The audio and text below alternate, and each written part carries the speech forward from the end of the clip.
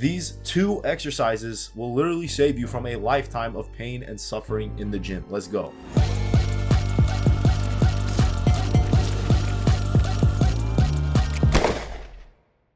A long time ago when I first started lifting, check this out, I wrecked my back in the worst way possible. I personally believe this is the worst injury you could get as a lifter, and I'll explain why, but pretty much I herniated a disc in my lower back between L4 and L5. Deadlifting like an idiot. Now, although my form was really crappy, that definitely contributed to the injury. There's also another major factor that came into play. That's another reason why I got such an injury. The reason I say this is the worst injury you can get is because getting a herniated disc in your lower back is basically the epicenter of your body, the core. You can't do anything after that, right? You always feel that. If you twist, if you pull, sometimes you bench really heavy and you feel the pain in your lower back, right? Sometimes you want to squat or deadlift. Now you can't anymore. I literally can't squat or deadlift anymore because of this one injury. It literally wrecked me that hard, and I don't want that to be you. What is the major factor? I wasn't doing any injury prevention exercises.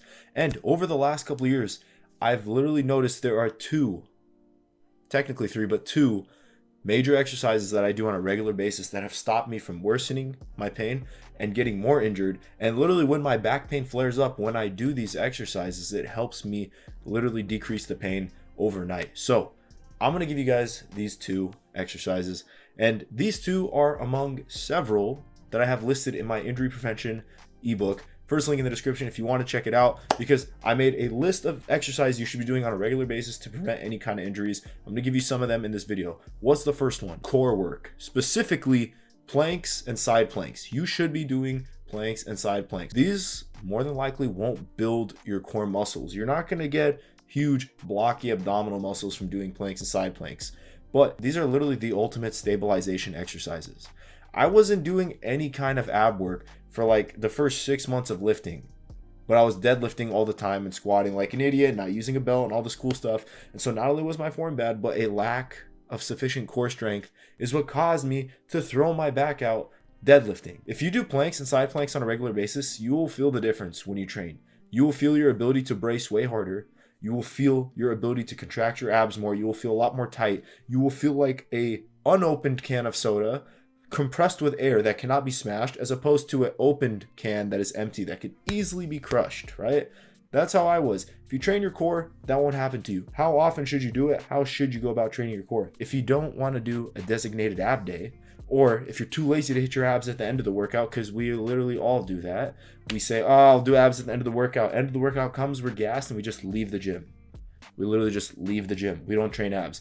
That was my dumb problem. That's what I was doing. Make sure you hit them, okay? I would say bare minimum twice a week if you're training them hard enough. But I found, for me personally, the most convenient way to train them enough to where you're getting stronger and getting the protective benefits from it is at the end of your workout, whatever you're training, do 1 set of each to failure. So yeah, you're doing it every day, but it's not enough to make you extremely sore, but it is enough to consistently build little by little, brick by brick on a daily basis and get your core strength up really fast and get it to be really strong. Let's say you can only plank for 30 seconds, right? And you can only side plank for 15 seconds. Do that every day. After you finish your workout, go and hold 1 set of planks for as long as you can, and then 1 set of planks on each side for as long as you can. The next day you come back, try to beat it. Get 17 seconds, get 35 and 17. Eventually, you'll get to the point where you could just do 1 to 2 minute long planks easily and 1 minute side planks on each side. And at that point, your core is pretty strong and you'll definitely notice a difference in the lifts. This second exercise is arguably the most important injury prevention exercise ever.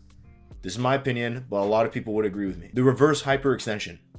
I wish to God that I had this machine in my gym back then, but honestly, I was so dumb back then I probably still wouldn't even have used it. But the reverse hyperextension is probably the best exercise for your lower back and upper part of your glutes. And personally, when I get back pain flare-ups from my herniated disc, right, I will literally do 1 set to failure of body weight of this exercise, and it'll pump so much blood flow into my back that I immediately start feeling a decrease in pain and I start feeling a lot better. If your gym has this machine, please, for the love of God, do it on a regular basis, 2 to 3 times a week.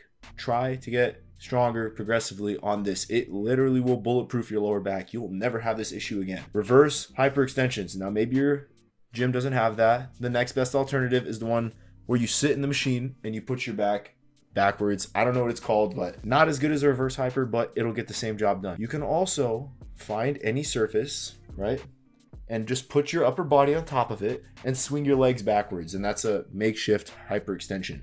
Does it look stupid? Yes. But you know what looks more stupid? Wrecking yourself in the middle of the gym in front of everyone. Don't let that be you. That was me. And I wish I could go back to the day I injured myself. I would literally give up all of my gains and I would choose to be a obese person with crap genetics than be injured.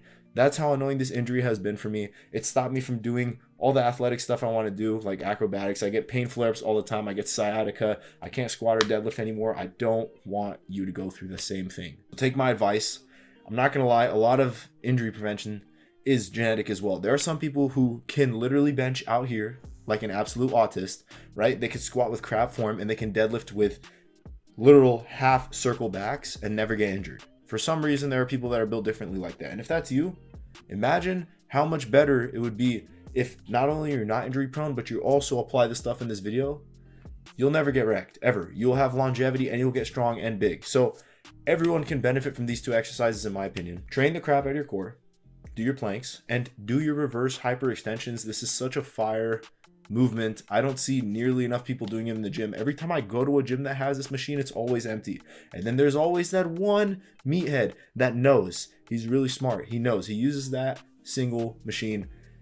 Only person I ever see use it. So yeah, I would choose looking dumb in the gym any day over getting injured and losing my autonomy. Those two exercises will carry you pretty far, okay? The last thing you want in the gym is to get injured, because when you see those people that are deadlifting 1,000 or they're benching 500, do you want to know how they got that strong? It's not that they just got there really fast. Maybe it took them 8 years to get that strong, but they only got that strong because they never got injured. Or if they did, they're able to have a long period of time where they didn't get injured. So you need that to be you. You need to avoid injury as much as possible so you can continuously progress in the gym. Okay? That's going to be it for the video. This is Ski Mask Duets signing out. Let's create the best version of ourselves to give to the world. Okay? Peace.